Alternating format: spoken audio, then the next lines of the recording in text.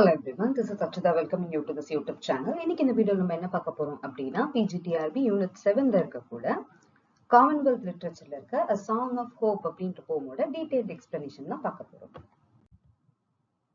So first about the poem, about the poet அப்படின்னு சொல்லிட்டு பார்க்கும்போது கேத் வாக்கர் அப்படி கொடுத்திருப்பாங்க. சரிங்களா? சோ கேத் வாக்கர் அப்படின்றவங்க எங்க பிறந்தாங்க, என்ன பண்ணிட்டு இருக்காங்க அப்படின்றத நம்ம தெரிஞ்சுக்கலாம் ஃபர்ஸ்ட். சோ ஃபர்ஸ்ட் அவங்க பாத்தீங்க அப்படின்னா ஆட்ரிகோ நூனுக்கல் அப்படின்ற ஒரு டைப் பேஸ் பண்ணவங்க தான். ஆக்சுவலா அவங்களோட பர்த் அப்படின்னு பார்க்கலாம்.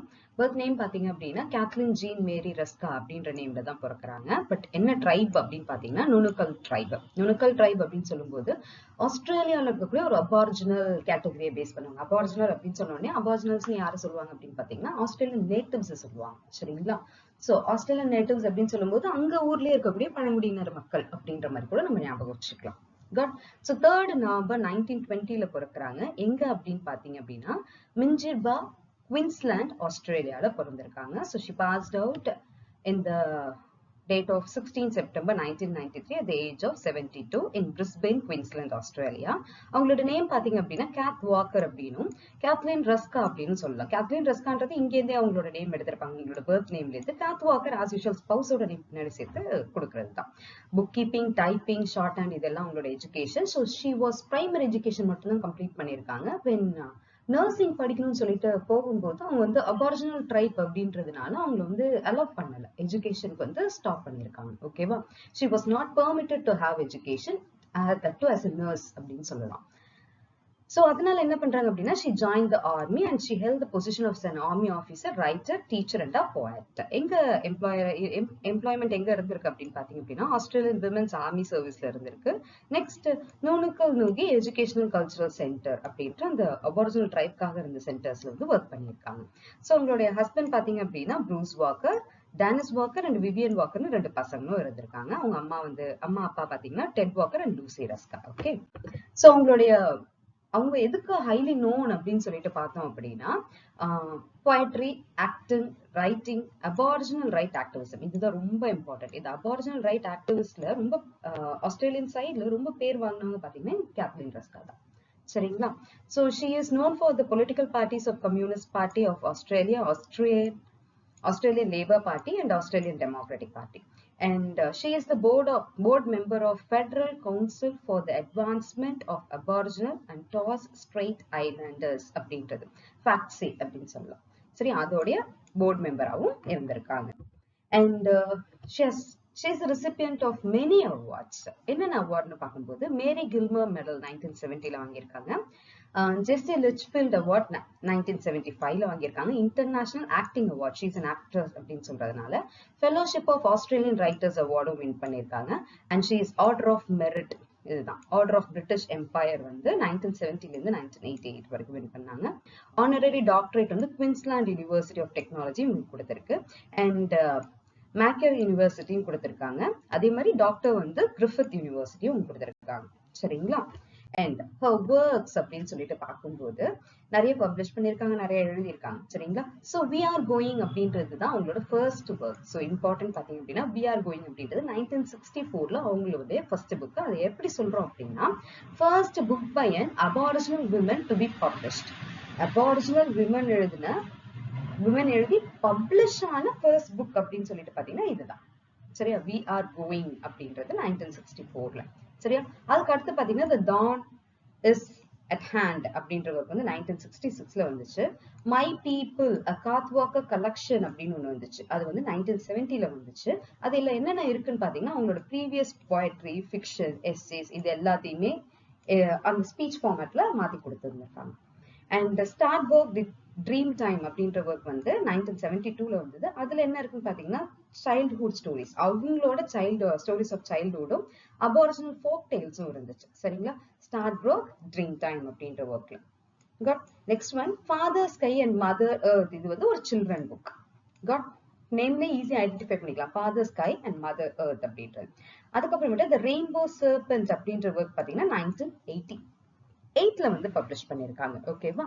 சோ இதுதான் அவங்களோட இம்பார்ட்டன்ட் ஒர்க்ஸ் அப்படின்னு சொல்லிட்டு ஐடென்டிஃபை பண்ணிருக்கோம் இப்ப வரைக்கும். Got as she is known for an aboriginal tribe. நம்ம அத பத்தின ஒரு ஐடியா கிடைச்சிச்சு அப்படின்னா இந்த போம் வந்து ஞாபகம் வச்சுக்கிறதுக்கு ரொம்ப ஈஸியா இருக்கும். சோ அபாரிஜினல் ட்ரைபோடைய இதை எப்படி ஞாபகம் வச்சுக்கலாம் அப்படின்னு பாத்தீங்கன்னா, ஆஸ் யூஷுவல் நம்மளோட காலனைசிங் பீரியட் அப்படின்றது கூட நம்ம எடுத்துக்கலாம். சரி, ஏன்னா இது வந்து காமன்வெல்த் லிட்ரேச்சர்ல தான் நம்மளுக்கு கொடுத்துருக்காங்க. ஸோ காமன்வெல்த் லிட்ரேச்சர் அப்படின்னு சொல்லிட்டு பார்க்கும்போது நம்மளுக்கு என்ன தெரியும் அப்படின்னா, மேக்சிமம் திங்ஸ் பாத்தீங்க அப்படின்னா இது ஃபுல்லாவே வந்து லாங்கிங்னஸ் ஃபார் நேட்டிவ் லேண்ட் அப்படின்ற அந்த ஒரு தீம் பேசிஸ்ல தான் இருக்கும். எல்லாமே மேக்சிமம் இந்த யூனிட்ல பிரிஸ்கிரைப் பண்ணியிருக்கிறது எல்லாமே வந்து it will be working on that basis. சரிங்களா? மேக்சிமம் எல்லாமே அப்படிதான் இருக்கும். ஏன் அப்படின்னா அவங்களோட நேட்டிவ் லேண்ட் ஒன்று இருக்கு. அந்த லேண்டை வந்து ஒரு சில பேர் வந்து ஆக்கியூபை பண்ணியிருக்காங்க, காலனைஸ் பண்ணியிருக்காங்க. So after that colonisation what happened is they have just stolen their country. அதுதான் அவங்களோட தாட். நேட்டிவா இருக்கும்போது அந்த தாட்ல தான் எல்லாருமே இருப்பாங்க. நம்மளோட கண்ட்ரி ஸ்டோலன் பண்ணிட்டாங்க, so we don't have enough rights to go for it அப்படின்ற மாதிரியான ஒரு ஃபீல்டு தான் எக்ஸ்பிரஸ் பண்ற மாதிரி இருக்கும் மேக்ஸிமம் வேர்ட்ஸ். இங்கே அப்படிதான் இருக்கு. So about the poem சொல்லிட்டு பார்க்கும்போது இந்த poem a song of hope அப்படின்னு சொல்லிட்டு பார்க்கும்போது இதோட ஸ்ட்ரக்சர் என்ன அப்படின்னு பாத்தீங்க அப்படின்னா, இது வந்து 5 stanzasல இருக்கு. got total of 36 lines. ஒரு சில பப்ளிகேஷன்ஸ்ல பாத்தீங்க அப்படின்னா 5 stanzas பிரிச்சு கொடுத்திருந்தாங்க. இன்னொரு சில இதுல கண்டினியூஸா அப்படியும் இருந்துச்சு. சரிங்களா? So totally it is of 36 lines and stanza wise அப்படின்னு சொல்லிட்டு நம்ம பார்க்கும்போது theme wise கூட நம்ம எடுத்து பிரிச்சோம்னா 5 stanzas வருது. ஓகேவா? So tone பாத்தீங்க அப்படின்னா it is such an optimistic tone.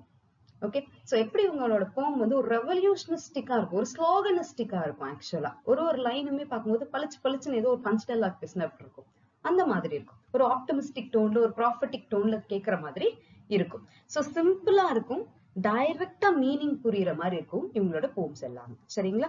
So தீம்னு பாத்தீங்கன்னா hope for a new era of justice. Okay, அதாவது கடந்த காலங்கள் முடிஞ்சு போச்சு, இனி வர்ற காலங்கள் நமக்கானதா இருக்கும். அதாவது கடந்த காலத்துல நம்ம ரொம்ப கஷ்டப்பட்டுட்டோம், இனிமேல் வரப்போற காலங்கள் வந்து நம்ம பட்ட கஷ்டத்துக்கான நியாயம் கிடைக்கும். காட் அந்த ஹோப்பை பத்தி சொல்லக்கூடிய விஷயமா தான் இந்த சாங் ஃபுல்லாவே இருக்கு. அத சாங் ஆஃப் ஹோப்னு இருக்கும். சோ போயம் அப்படின்னு கூட எடுத்துக்கலாம். சோ இதோட இன்னொரு விஷயம் வந்து resilience. when you want to feel the true kind of happiness you need to cross lots and lots of troubles. You have to be very resilient over it அப்படின்றது தான் அந்த மீனிங்ல இருக்கும். நெக்ஸ்ட் வந்து struggles of the past as usual. New era பத்தி பேசுது, நம்ம volt ஈராவோட ஸ்ட்ரகிள்ஸை பத்தி அவங்க ஐடென்டிஃபை பண்ணியிருப்பாங்க அப்படின்றத நம்ம தீம் எடுத்துக்க போறோம். And let's get into the poem. So இப்போ இந்த போம் பாத்தீங்க அப்படின்னா ரொம்ப ஸ்மால், அதே சமயம் வந்து ரொம்ப ஷார்ட் அண்ட் ரொம்ப clear Katana to the word meaning இருக்கக்கூடிய போம் தான். சரிங்களா? So it's so simple to get the meaning of the poem. Look up, my people, the dawn is breaking, the world is waking to a bright new day, when none defame us, no restriction tame us, no color shame us, no sneer dismay.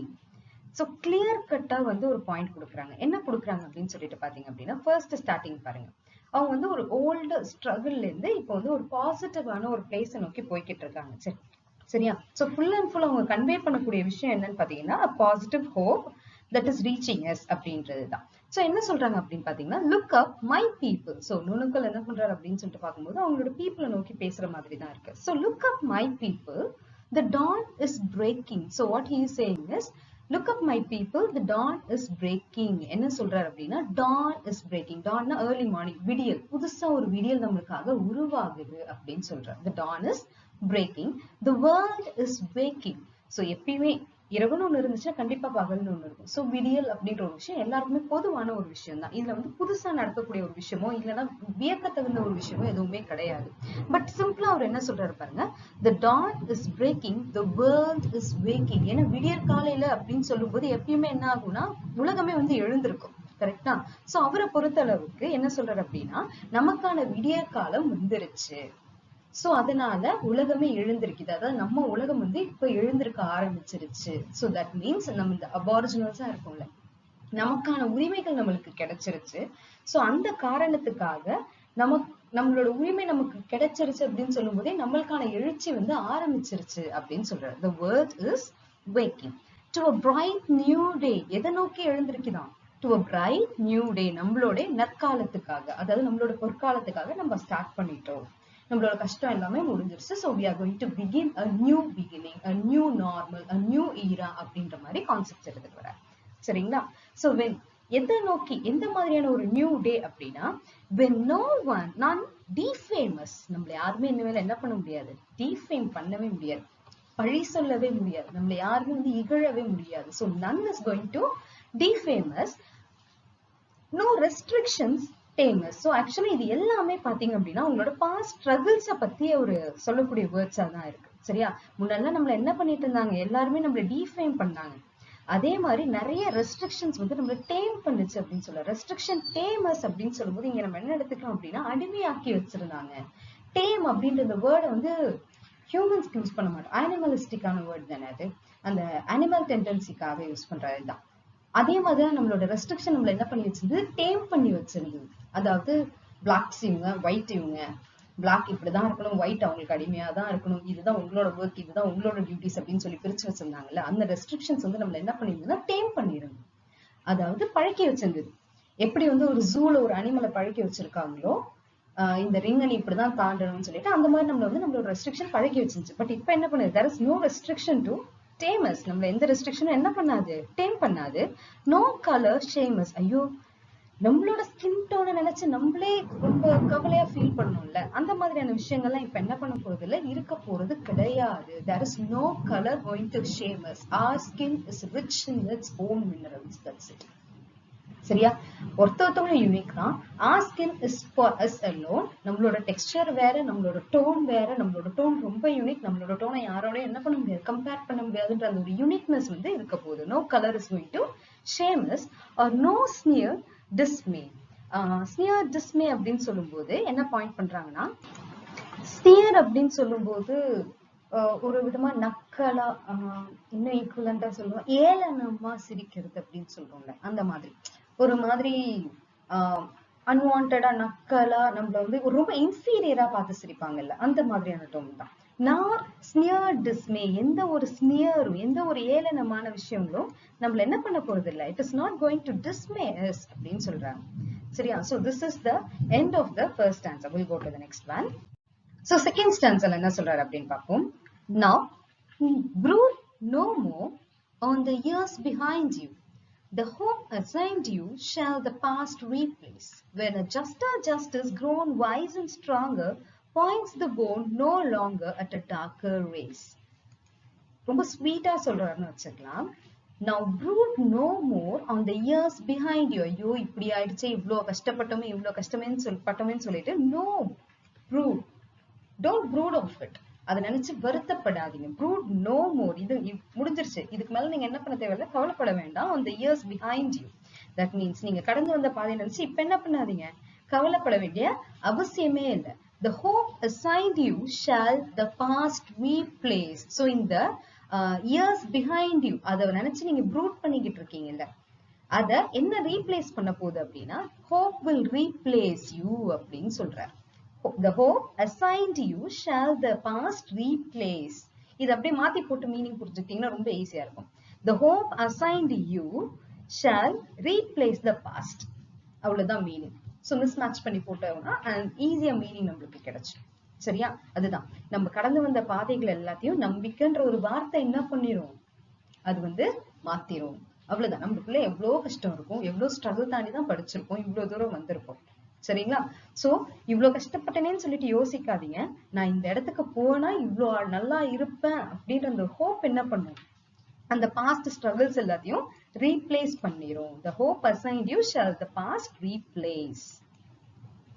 When a juster justice grown wise and stronger points the bone no longer at a darker race. That means when a juster justice, இப்ப ஜஸ்டர்னு சொல்லும்போது you can take it as a wise statement அப்படின்னு எடுத்துக்கலாம், இல்ல wise person எடுத்துக்கலாம், wise men எடுத்துக்கலாம். juster எப்படி noun form base பண்ணி நம்ம மீனிங் எடுக்கிற மாதிரி இருந்துச்சு அப்படின்னா just plus er, just the man who follows just அப்படின்னு வச்சுக்கலாம். நீதி, நேர்மை, wise statements, இந்த மாதிரி நியாயமா பேசுறவங்கன்னு வச்சுக்கோங்க. when a juster justice grown wise, that means அவர் என்ன மீன் பண்றாரு அப்படின்னா and stronger, உண்மையா இருக்கிறவன், நேர்மையா இருக்கிறவனோட நியாயம் எப்ப வந்து ஸ்ட்ராங்காவும் ரொம்ப வந்து நியாயமான ஒரு விஷயத்துக்காகவும் வைஸாவும் இன்டெலிஜென்டாவும் யோசிக்குதோ அது என்ன பண்ணாது, இனிமேல் நம்மள points the bone no longer at a darker race. So முன்னாடி என்ன கருப்பா இருக்கும் வெள்ளையா இருக்கும் பொய் சொல்ல மாட்டான் அப்படின்ற அந்த ஒரு ஸ்டேட்மெண்ட் மாதிரி தான் எல்லாரும் நம்பிட்டு இருப்பாங்க. Actually I'm just using it as an example. Got? So don't confuse that with the other kind of meaning. சிம்பிளா எப்படி இதுதான் ஒரு ஜஸ்டரோட ஜஸ்டிஸ் ரொம்ப வைஸாவும் ஸ்ட்ராங்கராகவும் மாறிக்கிட்டே இருந்துச்சுன்னா அது என்ன பண்ணாதான் கலரை வச்சு ஒருத்தவங்களை டிஸ்கிரிமினேட் பண்ணாது. சரியா? Points the bone no longer at the darker side. So ஜஸ்டரோட ஜஸ்டிஸ் இனிமேல் எல்லா ஜஸ்டிஸுமே எல்லாருக்கும் காமனா தான் இருக்க போதே தவிர ஒரு டார்க்கர் ரேஸ பார்த்தோ இல்ல ஒரு டார்க்கர் போன் சைடோ திரும்ப போறது கிடையாது. அதாவது நம்ம பழி சொல் மட்டுமே வாங்கிட்டு இருந்தோம், இனிமேல் அந்த மாதிரியான ஒரு விஷயம் நம்மளுக்கு கிடைக்காது. there is no need for us because இப்ப இருக்கக்கூடியவங்க எல்லாம் என்ன பண்றாங்க, they are so wise enough and they are so strong enough with their judgments. அவங்களோட ஜட்ஜ்மெண்ட் நேர்மையாவும் நியாயமாவும் தான் இனிமேல இருக்க போகுது. third stanza also in a hope. எப்படி சொல்றாரு பாருங்க. So long we waited, bound and frustrated, till hate be hated and caste deposed.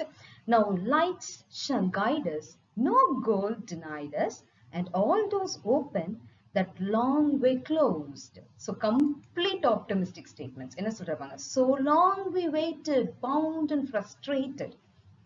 So ரொம்ப காலமா என்ன பண்ணிருக்கோம் நம்ம? Waited, bound and frustrated. அதாவது விரக்தியின் உச்சகட்டத்திலேயே நம்ம இருந்தோம். So frustrated. இந்த காலம் தாழ்ந்து தாழ்ந்து போயிட்டே இருக்கே அப்படின்னு சொல்லிட்டு நம்ம என்ன பண்ணோம்? Our waiting and the condition that we waited made us to become a frustrated person.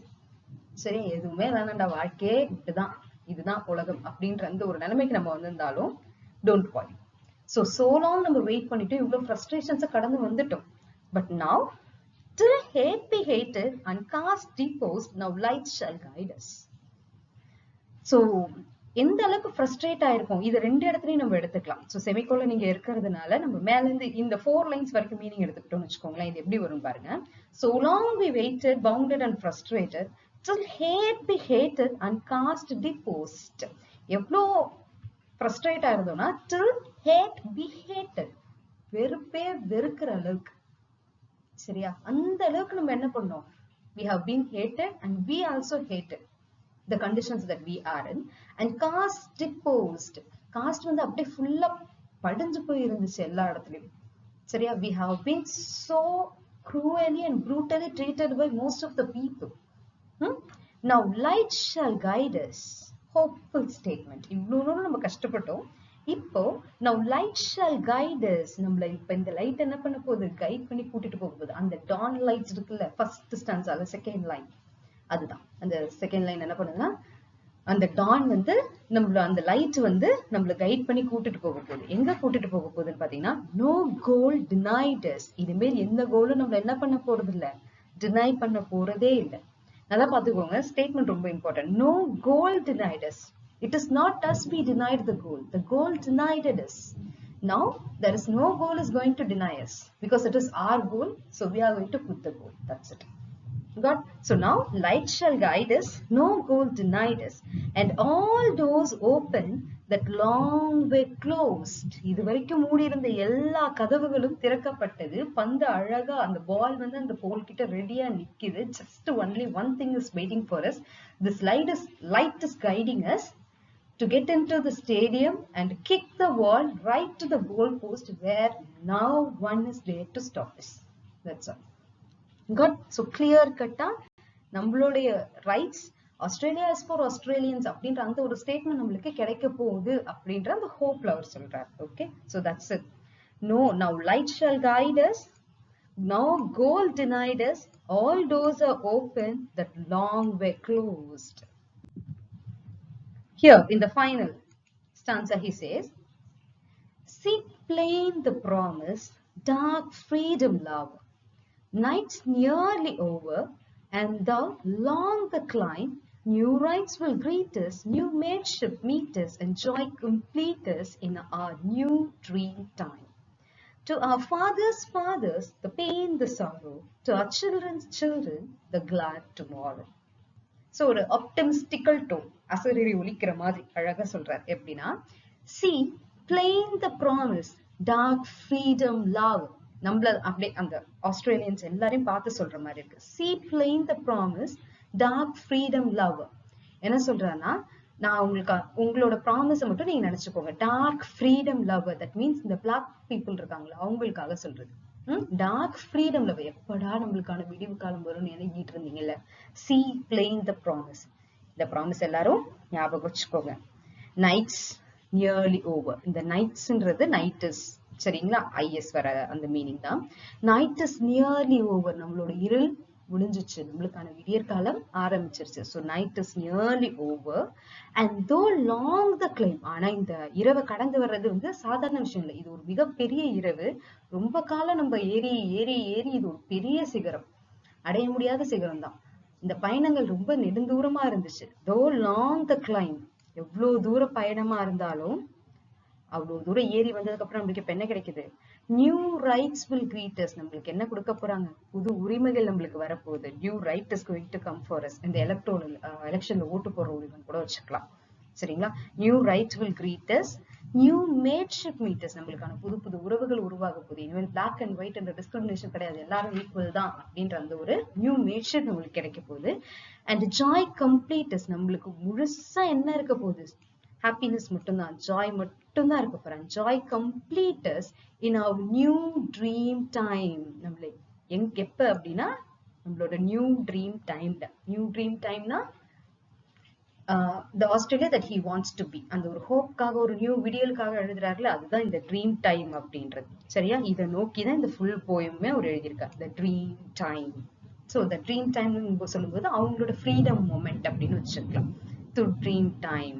So finally he says, என்ன சொல்றாரு அப்படின்னா, to our fathers fathers, அதாவது அவங்களோட ancestors, to our fathers fathers the pain the sorrow, to our children's children the glad tomorrow. அதாவது to our father's father, அதாவது மெட்டபாரிக்கலா இதை compare பண்றாரு. எப்படி சொல்றாரு பாருங்க, நம்மளுடைய மூதாதையர்களுடைய உரிமையானது என்னன்னா கஷ்டம் மட்டும்தான். அப்ப ஃபாதர்ஸ் எல்லாருமே என்னவா இருந்தாங்க? பெயின் சாரோல இருந்தாங்க. அதாவது வலிகளும் வேதனைகளும் அவங்க அனுபவிச்சதுனால நாளைக்கு நம்மளோட சில்ட்ரன், நம்மளோட ஃபியூச்சர் ஜெனரேஷன் என்ன அனுபவிக்க போறாங்க? கிளாட் டுமாரோ, சரியா. அப்ப இந்த ஃபாதர்ன்றத வந்து எதோட பிளெயினா கம்பேர் பண்ணிருக்காரு? சாரோஸ், நம்மளோட வலிகளும் வேதனைகளும் நாளைய ஹாப்பினஸா உருவாக போகுது. அப்ப அந்த வலிகளும் வேதனைகளும் யாருமே இல்ல, நம்மளுடைய ஃபாதர்ஸ் தான். நம்மளுடைய ancestors எல்லாருமே வலியும் வேதனையும், நம்மளோட சில்ட்ரன் எல்லாருமே ஹாப்பினஸா இருக்க போறாங்க, ஃப்ரீடம் ஹாப்பினஸா இருக்க போறாங்க அப்படின்னு சொல்லிட்டு he just compared and he just finishes this poem in a very optimistic tone that future Australia is going to be for Australians in such a hope and they are waiting for their new rights to get enjoyed. அப்படின்றது தான் இந்த full poem-ஓட entire thing, a song of hope அப்படின்றது. ஒரு நூனுக்கள் ட்ரைப்ல பிறந்த ஒருத்தவங்களுக்கு வந்து first வந்து உரிமைகள் எல்லாமே மறுக்கப்படுது. அந்த உரிமைகள் மறுக்கப்பட்டு அதுக்கப்புறமேட்டா ஒரு இடத்துல போயிட்டு அவங்க நிற்கும் போது எப்படி ஃபீல் பண்றாங்கன்றத ஃபுல் அண்ட் ஃபுல் அந்த ஒரு ஹோப், அந்த ஆப்டிமிஸ்டிக்கல் டோன்ல எழுதுனதுனால. Okay, so that's the end of the poem. Hope you like this video. If liked, kindly share and subscribe to the channel. Thanks for watching. Thank you.